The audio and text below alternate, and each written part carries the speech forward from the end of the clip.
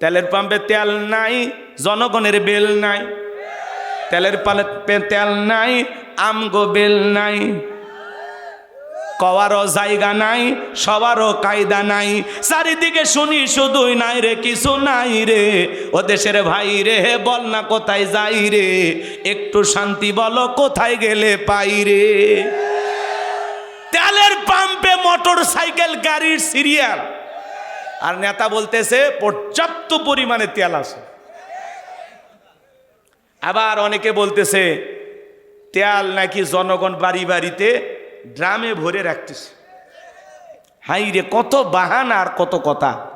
এই বিদ্যুৎ মন্ত্রী যিনি হয়েছে, উনি গত এই যে 26শে মার্চ স্বাধীনতা দিবস, উনি বলেছেন যে এই দেশকে ধর্মভিত্তিক রাষ্ট্র গঠনের জন্য মুক্তিযোদ্ধা করা হয়নি। কি করার জন্য করা হয়েছে?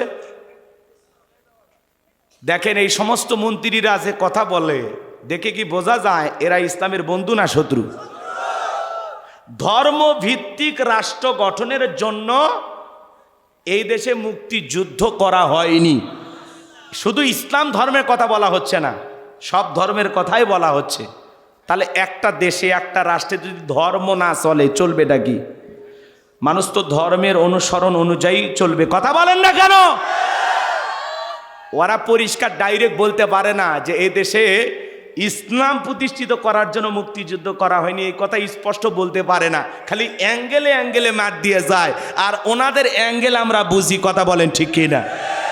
এই জন্য মন্ত্রী কেবল মন্ত্রী সাহেব, বিদ্যুৎ মন্ত্রী হয়েছেন, সময় মতো বিদ্যুৎ দেন, সময় মতো জনগণকে পেট্রোল দেন, অকটেনের কথা চিন্তা করেন। ধর্ম নিয়ে তো নাক গলানোর দরকার নাই। এই কথা বল। জনগণক তেল দেওয়ার নাম নাই, ধর্ম নিয়ে আলোচনা হচ্ছে। তা আপনি ধর্মমন্ত্রী হলেন না, তাহলে তো ভালোই তো, আপনার ওয়াজই আমরা শুনতাম। বিদ্যুৎ মন্ত্রী ধর্মের ওয়াজ করলে হবে না, যারে যে মন্ত্রণালয়ের দায়িত্ব দেওয়া হয়েছে সেই দায়িত্ব পালন করেন। কথা বলেন ঠিক না? বলতে পারেন দেশে তেলের সংকট আছে, এটা লজ্জা নাই, সত্যটা প্রকাশ করেন। ওই আগের মন্ত্রীদের মতো খালি চাপা দিয়ে দেশ চালালে হবে না, সত্য বলতে হবে যে ভাই যুদ্ধ, সমস্যা, দেশে তেলের সংকট আছে, আপনারা একটু বুঝে শুনে চলেন, আমরা হিসাব করে চলবো। আবার এক মন্ত্রী বলতেছে 1-2 মাস হেঁটে হেঁটে চলেন, তাতে শরীর সুস্থ থাকবে। অথচ উনি হলো সড়ক পরিবহন মন্ত্রী, আর উনি স্বাস্থ্যমন্ত্রীর পরামর্শ দিচ্ছেন। যেই মন্ত্রী মন্ত্রণালয়ের দায়িত্ব, সেইটা নিয়ে নাক না গলাইয়া অন্য আর একটা মন্ত্রণালয়ে নাক গলাইতেছে। তার মানে এদের কথাবার্তার সাইজ দেখে মনে হচ্ছে এরা একটা মন্ত্রণালয় পায় খুশি হয়নি, এদের একজনা 8-10টা করে দেওয়া লাগতো। সড়ক পরিবহন মন্ত্রী এই কথা বলবে যে স্বাস্থ্যের জন্য ভালো, এটা স্বাস্থ্যমন্ত্রী বলবে যে হাঁটাহাঁটি করলে স্বাস্থ্যের জন্য ভালো। রাগ করতেছেন বাজান? আর একজন স্বরাষ্ট্রমন্ত্রী দেখছেন না, উনি খালি ডায়লগ শিখছে, এটা সংবিধানে নাই, এ আইন নাই, এই নাই নে, এটা তো কবে আইন মন্ত্রী। তা আপনি কোন কেন? কথা কন না কেন? আবার এটাও লেখা হচ্ছে যে জনাব তারেক রহমান প্রধানমন্ত্রী অনুপস্থিত থাকাকালীন এই স্বরাষ্ট্রমন্ত্রী হলো প্রধানমন্ত্রীর কাজগুলো চালিয়ে নিবি। কি শুনছেন জীবনে? বাপরে বাপ, নতুন দেশ, নতুন নির্বাচন, নতুন সরকার, নতুন ইতিহাস। জাতির কপালে সামনে যে কি আছে আল্লাহ ছাড়া কেউ জানে না। অতএব দয়া করে একটু দেশটাকে আপনারা কন্ট্রোল করেন, জনগণকে আর ভোগান্তির শিকার দিই না। মোটর সাইকেল নিয়ে যায় পাম্পে তেলের জন্য জনগণ ঘুমাচ্ছে, আর আপনারা তামাশা করেন। কথা কয় না কেন? জনগণ যায় পাম্পে, দেখছেন না ভিডিও, তেলের পাম্পে সিরিয়াল দিয়া যুবকেরা মোটর সাইকেলের উপরই ঘুমাচ্ছে। তাও মন্ত্রী ঠাট্টা করে বলতেছে তেলের প্রচুর মজুদ আছে, এ দেশে কোনো সংকটই নাই। এ ভাই, হক কথাগুলো বলার দরকার নাই। এটার নাম কি রাজনীতি? এটার নাম হলো বাস্তব প্রতিবাদ, সমসাময়িক আলোচনা। কথা কর। বলা লাগবে। আপনারা সুন্দর করে দেশ চালান, নতুন হয়েছেন তো আমরা কিচ্ছু বলতেছি না, সুন্দর করে চালান। ঘাটতি হইলে দয়া করে বইলেন, আমরা একটু দেখে শুনে চলবো, কি বলেন? তখন গাড়ি ঘোড়া বাদ দিব, হাঁটবো নাকি যাওয়াই 2-3 দিন বন্ধ করে দেব, আমরা বিকল্প কিছু ভাববো। কিন্তু সংকট থাকলে দয়া করে বলবেন, খালি চাঁপাবাজির মধ্যে রাখবেন না। কারণ এই দেশের মানুষ মাছে ভাতে বাঙালি, কথা বলেন। হ্যাঁ, আমরা বাঁশের লাঠি দিয়া বড় বড় সেনাবাহিনী, বড় বড় শক্তিধর এই সমস্ত মানুষদেরকে সে সময় আমাদের বাপ দাদারা সাইজ করছে, করেনি? তো অতএব আমাদের কাছে অস্ত্র লাগে না, বাংলার লাঠি যথেষ্ট। পেট্রোল 2 মাস না এলেও আমরা চলতে পারবো ইনশাল্লাহ। কিন্তু একটু বইলেন, ভিতরে প্রকাশ করে মনের মধ্যে রাখেন না, একটু বইলেন, আমরা বুঝবো তখন যে না এই মন্ত্রীটা সত্যবাদী, সত্য কথা কয়, ভালো মানুষ, তখন দোয়া পাবেন, কথা বলেন। তাহলে বাজান, এই জমিনে শান্তি প্রতিষ্ঠিত করতে গেলে লাগবে কারাইন। আল্লাহ যেন এই জমিনকে ইসলামের জন্য কবুল করেন, আমাদের সবাইকে যেন মিলেমিশে একটা সুন্দর বাংলাদেশ গঠনের জন্য কাজ করা তৌফিক দান করেন, জোরে বলেন আমিন। তাহলে বাজান গো আমার, হাউজে কাউসারের পানি পান করতে গেলে 2টি কাজ, ফাসল্লিলি রব্বিকা ওয়ানহার। 1 নাম্বার হলো রবির উদ্দেশ্যে সালাত, নামাজ হবে একমাত্র কার জন্য? শুধু 7 দিন পরে পরে জুমার 2 রাকাত নামাজ পড়লে হবে না। বাংলাদেশে 7 দিন পরে জুমার নামাজ পড়ে যারা, লাইফ সাপোর্টে বেঁচে থাকা মুসলমান তারা। আজকে বাংলাদেশের জুমার নামাজের জন্য মসজিদ ভাঙে 2 তালা 3 তালা করা হয়। ফজরের নামাজের সময় এক কাতারে মুসল্লি পাওয়া যায় না। এমনও মসজিদ আছে মুয়াজ্জিন একাই আজান দেয়, একাই নামাজ পড়ে, এক দুলা ভাইও মসজিদে আসে না। আসে না? নয় এ যুবক, জুমার দিনে মসজিদে আসলে আসর মাগরিব এশা ফজরে দেখি না কেন? কিসে তোমাকে ধোকা দিল? কেন তুমি আসো না? আল্লাহর হস্তে পরিবর্তন হয়ে যায়। শুধু মসজিদের নাম আর তাকওয়া লিখে রাখলে হবে না, প্রত্যেকটা ইমানদারের অন্তরে তাকওয়া থাকতে হবে। রমজানে মসজিদগুলো ভরে গেল, নতুন মুসল্লি দেখা গেল, কেন জানি এখন আর খুঁজে পাওয়া যাচ্ছে না। ওই জন্য টিকটকার কিছু ভাইয়েরা মাইকিং করতেছে, রমজানে কিছু মুসল্লি এসেছিল মসজিদে, ঈদের দিন থেকে তাদেরকে আর খুঁজে পাওয়া যাচ্ছে না। আসলে কথাটা সত্য, অনেক মানুষ রোজাও চলে গেছে, নামাজও ছাইরা দিয়েছে, আছে না? না। তো রমজান মাসে আমরা যে তাকওয়ার প্রশিক্ষণ নিলাম, ট্রেনিং নিলাম, বাকি 11 মাসে এটা কন্টিনিউ করার দরকার আছে না নাই? নামাজ আদায় করার দরকার আছে না নাই? তাহলে এই নাম্বার হলো ওয়ানহার। ওয়ানহার মানে কুরবানি করা, নিজের আমিত্বকে কুরবানি করা, অহংকারকে কুরবানি করা, নিজের ভিতরে থাকা পশুসুলভ আচরণকে কুরবানি করা, নিজের জানমাল সময় অর্থকে কুরবানি করা, শহীদ আবু সাইদ মুগ্ধর মতো দেশের জন্য কুরবানি হওয়া, ওসমান হাদির মতো দেশের জন্য কুরবানি হওয়া। কথা কর রাগ করেন? শোনেন, যারা কুরবানি দেবেন, আপনাদের ওয়াজ ইমাম সাহেব করবে, আমি করব না, শুধু সংক্ষিপ্ত করে বলে দিয়ে যায়। যারা কুরবানি দেয় তার 3টা জিনিস খেয়াল রাখবেন। কয়টা?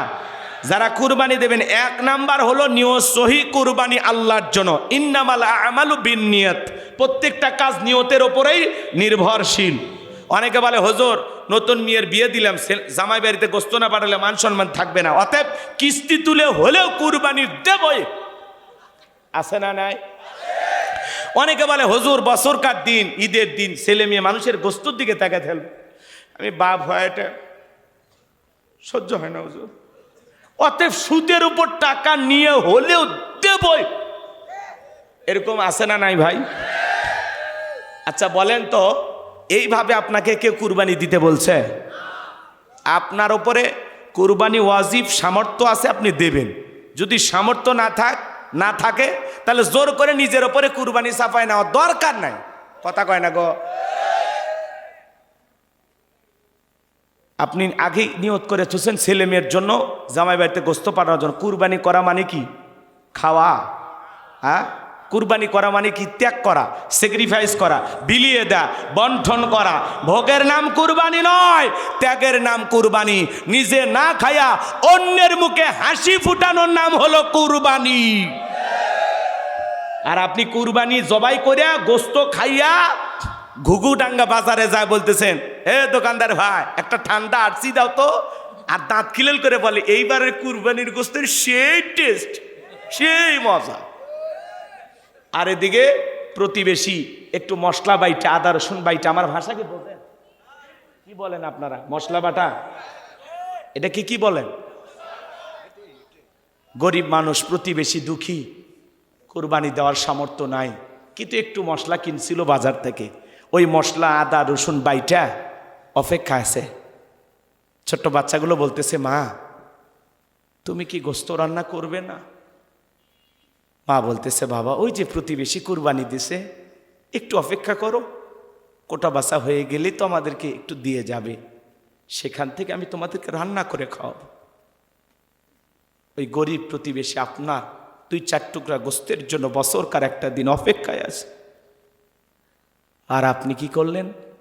কুরবানি দিয়া নিজে খায়া ফ্রিজে ভইরা আপনার প্রতিবেশীর খবর আপনি নিলেন না। কথা কয় না? আর আলেমদের কাছে আছে জিগায়, কুরবানির গোস্ত কতদিন ফ্রিজে রেখে খাওয়া জায়েজ?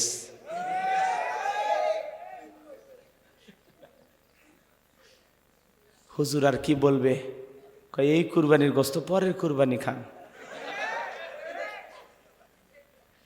এমন কুরবানি দাতা আছে, কুরবানি দিয়া বউরে বলে 6 মাস বাজার করা কথা বললে তোর হাড় ভেঙে ফেলে দেব।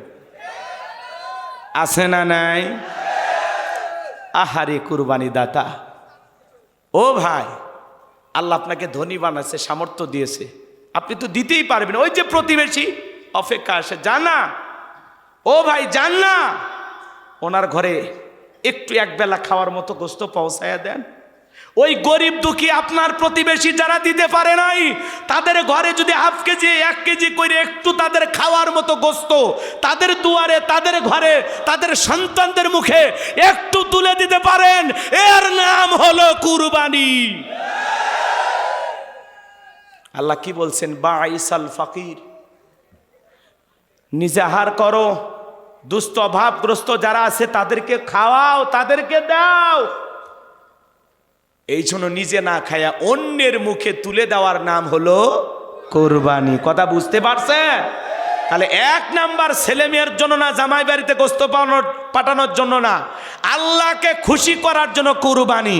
এরপরে এটাকে 3 ভাগ করে মোস্তাহাব পদ্ধতি অনুসরণ করে 1 ভাগ আমি আমার গরিব অসহায় প্রতিবেশীকে দেব, আর 1 ভাগ আমার নিকটতম আত্মীয় স্বজনের ঘরে পৌঁছাবো, আর 1টা ভাগ আমি খাবো। প্রয়োজনে সেখান থেকেও যদি আরো কিছু মানুষকে দিতে হয় আরো দেব, ইনশাল্লাহ। আমি দিয়ে বিলাইয়া খুশি থাকবো। কথা ক্লিয়ার? 2 নাম্বার, সুদের টাকা, ঘুষের টাকা, হারাম উপার্জনের টাকা দিয়ে কুরবানি দিলে হবে না।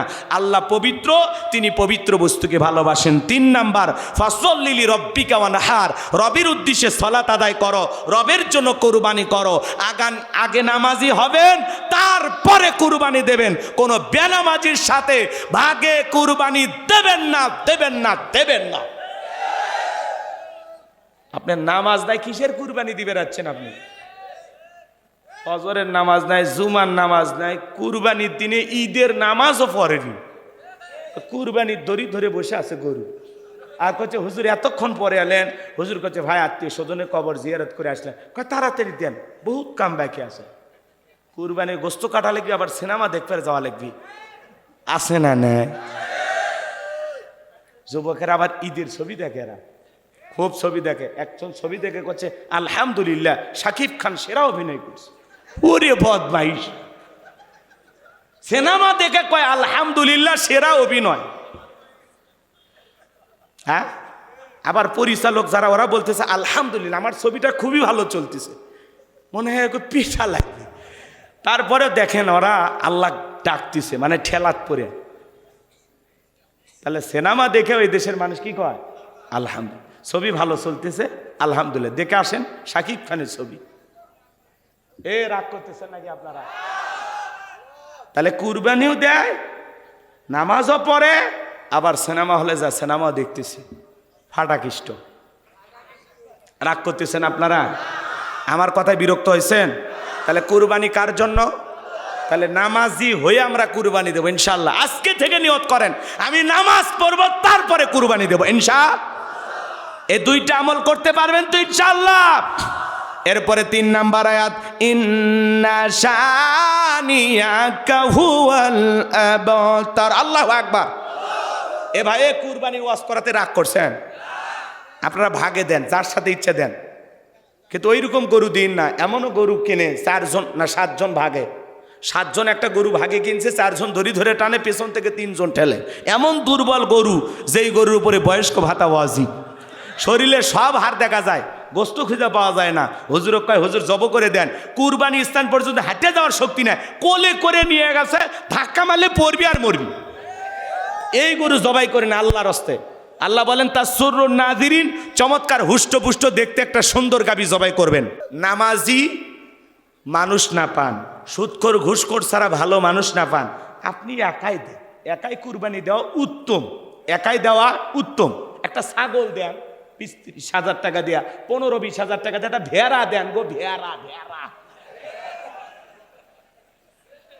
বকরি না কি কোন আপনারা, বকরি ছাগল চেনেন না, এগুলো দেন। তারপর অনেকে কয় হুজুর বছর কাট একটা দিন, আসলে ভেড়ার গোস্ত আর বকরির ছাগলের গোস্ত কেউ খায় না, এই জন্য বাধ্য হয়ে সুদখোর ঘুষখোর আরাম করে সাথে বেনামাজির সাথে বাঘে গরু দিচ্ছে। কয় আমার নিয়ত সই আছে না নাই? এরকম নিয়ত থেকে আল্লাহ বেরিয়ে আসার তৌফিক দান করুন। তাসুরুন নাযিরিন, চমৎকার হুষ্টপুষ্ট দেখতে একটা সুন্দর গরু জবাই করব, কার জন্য? মনে থাকবে? তাহলে নামাজ কার জন্য? কুরবানি কার জন্য? আমার জীবনের সব ইবাদত কার জন্য? কারা কারা করবেন হাত তুলে দেখান তো দেখি, লিল্লাহে তাকবীর।